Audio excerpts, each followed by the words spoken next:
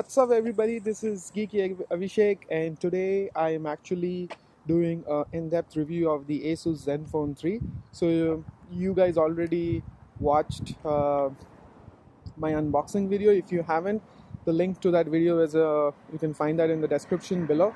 So I had this phone for a couple of days now, and I have installed all the updates that came from Asus directly, and I've been using this phone and for about 3 days now, and I've taken some sample shots with the camera, and I wanted to share the overall experience so far about this. So a lot of tech review sites, and they're bashing this phone for running a really older version of Android and not having band 12 for T-Mobile and all that. But let me tell you one thing. So $150 for this phone, right? So I paid $150. I bought it straight directly from the Asus web store here in US. In terms of build quality, this phone feels fantastic. Even in terms of specifications, they are very good for $150. So powered by the Qualcomm octa-core 625, then 4 gigs of RAM, 64 GB of internal memory. It's dual SIM card. The second SIM card slot is a hybrid slot, so either you can put a SIM card or you can put a memory card to expand the memory. It has a USB-C for charging.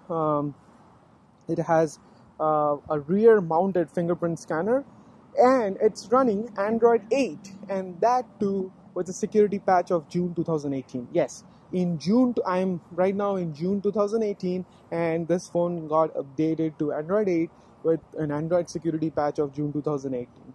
Come on guys, some of the flagship phones from Samsung, like my Galaxy S9, is running security patch from April 2018, right? That's an $800 phone running $800, $900 S9, S9 Plus, Note 8, not running the latest Android. So Asus this time seems like stepped up their game a lot, and they are at least pushing out updates. Yeah, and one more thing which I noticed about, usually I don't like phones, Android phones which are heavily skinned, like way skinned emotion UI. I don't like. Asus is also kind of off the charts, too much bloatware.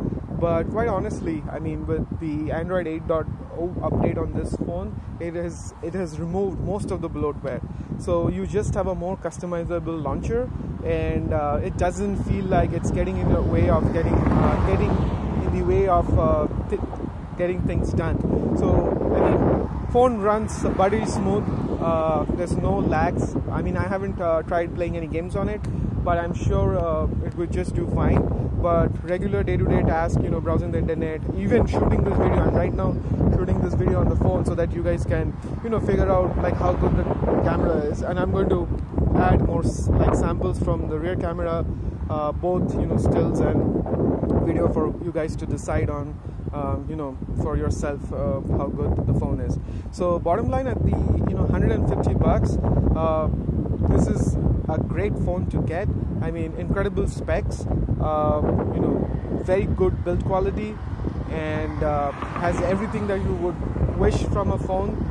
Decent camera, good battery life, powerful microprocessor, lots of RAM, lots of storage, dual SIM, memory card expandable, USB-C port, fingerprint scanner. Everything that even what it was lagging before in terms of the software, now it has the latest Android 8, mostly zero bloatware, and you even have the Android security patch updated to June 2018. So if Asus keeps updating this phone, this is definitely a great phone to get. So that's all guys. I just wanted to if you are still on the fence right now, the Asus web store shows this phone is temporarily out of stock.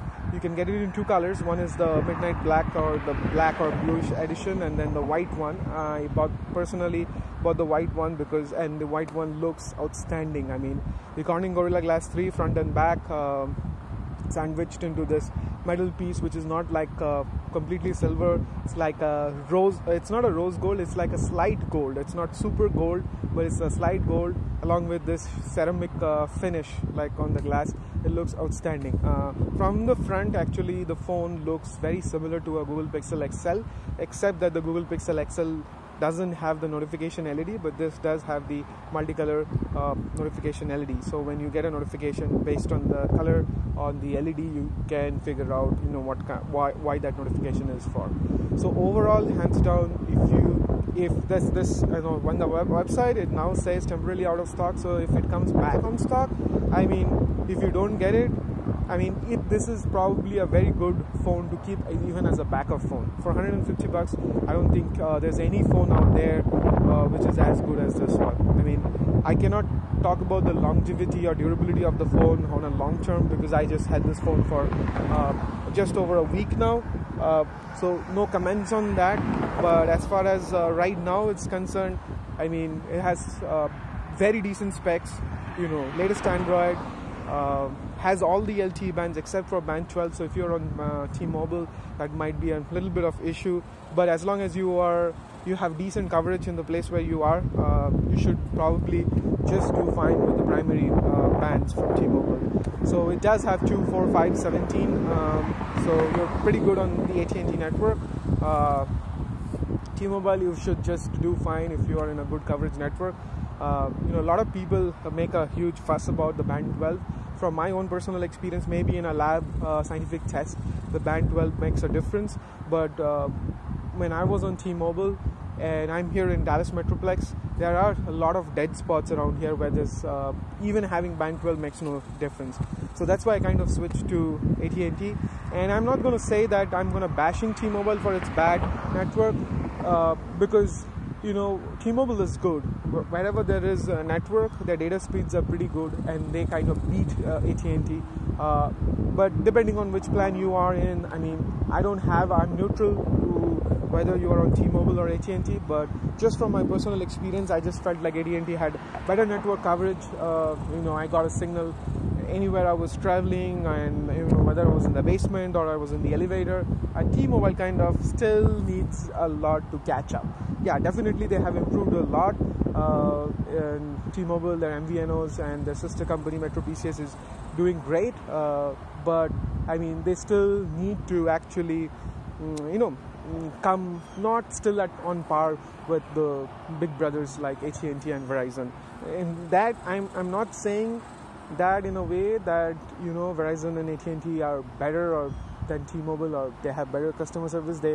All of them are equally bad in some way or the other. But when it comes to network coverage and all, I just still feel like Verizon and AT&T has a better overall reach than T-Mobile.